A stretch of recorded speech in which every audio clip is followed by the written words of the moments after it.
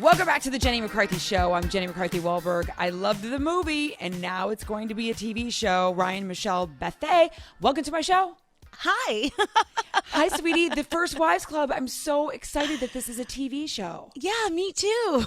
It premieres, it's September 19th on BET Plus, correct? BET Plus, yes, which is like BET, but plus.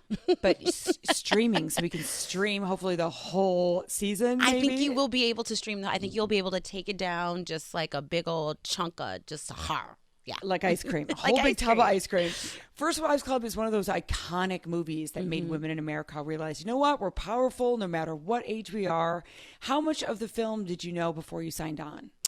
Pretty much all of it.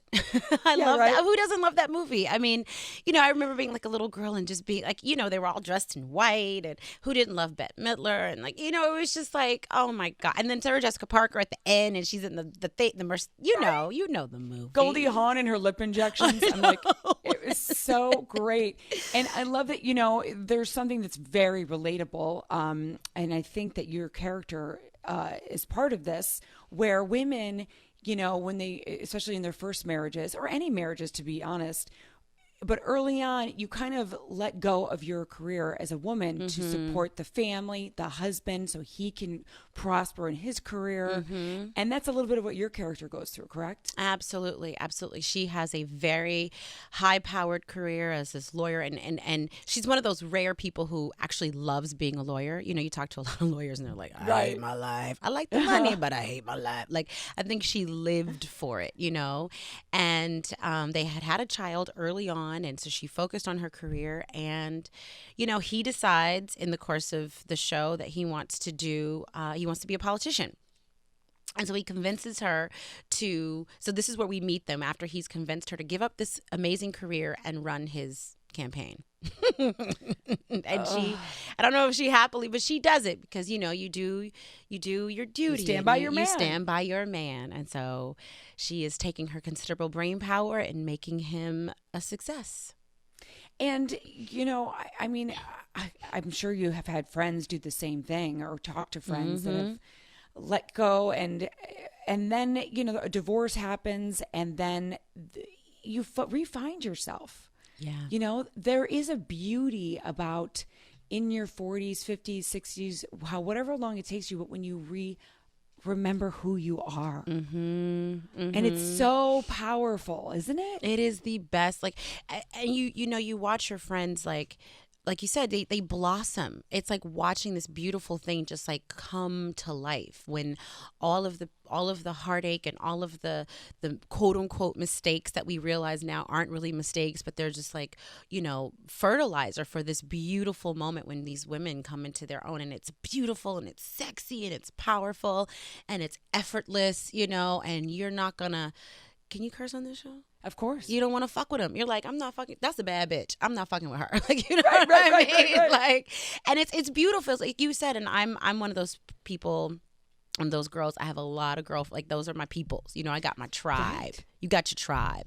And at every point in turn, like you're saying, you see that blossom moment, and you're just yeah, girl. And you want, the ones that are just going through it, you're like, I swear there's a light at the end of the tunnel. It's not the oncoming train. It is falling in love with yourself. And it's so good.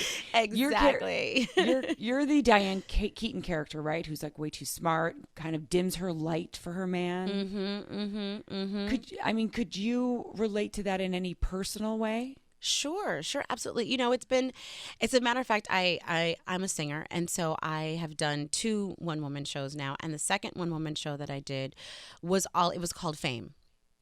And I was like, I need to find a way to process everything that's happened, because I'm married to a man. His name is Sterling Brown. And, it was like 1 minute he was auditioning and we were like, hope that pilot on Amazon gets picked up. And then the next day it was like, you won an Emmy. And I was like, who the hell won an Emmy up in this bitch?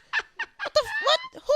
And then it was like, you think, okay, well, this moment, let's capitalize on this moment because it's not going to last forever. And then they're like, oh, the biggest show in the world, he's going to be on it. This Is Us. And I'm like, what the actual hell is going on? And I had just had a baby, we have a little guy, and then it became what was before egalitarian as best we could make it, where we were both kind of on the grind, on the hustle.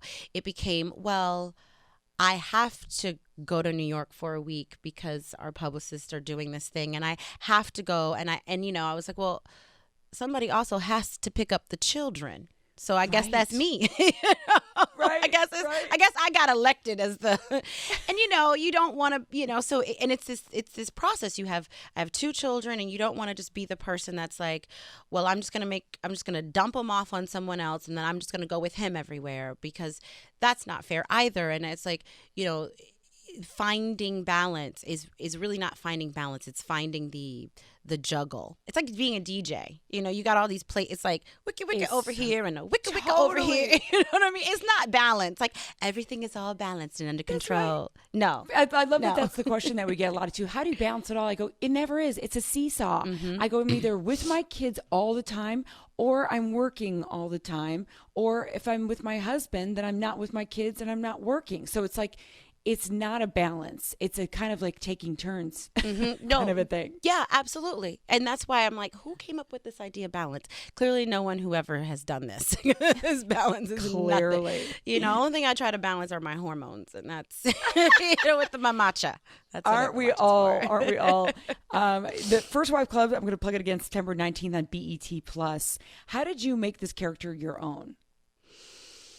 I had 2 really good entry points for this character. And the first was her hair, which is very different from mine. But it was actually a lot of fun to play with, because hair in the African-American community, particularly women, particularly my experience, because there's always going to be that woman who's like, I don't know what she's talking about. That's not true. Okay, I'm not saying all African-American women. My experience as an African-American woman is that hair is very much a part of your self-expression. So she has not this hair. She's very straight, sort of, hair blowing in the wind kind of hair. And that was my first point, because I was like, why would she be different in that way? Is she still trying to please people? Is she still trying to have a certain aesthetic that she thinks is the only aesthetic? You know what I mean? And so that was my first entry point. And then clothes was my second entry point, because I love clothes. And you guys got to wear all white too, didn't you? We did have our all white scene. It was so much fun. It was cold, girl. It was cold. It was so cold. And we were out in the water. And, my lovely co-star Joe was like, I don't do cold.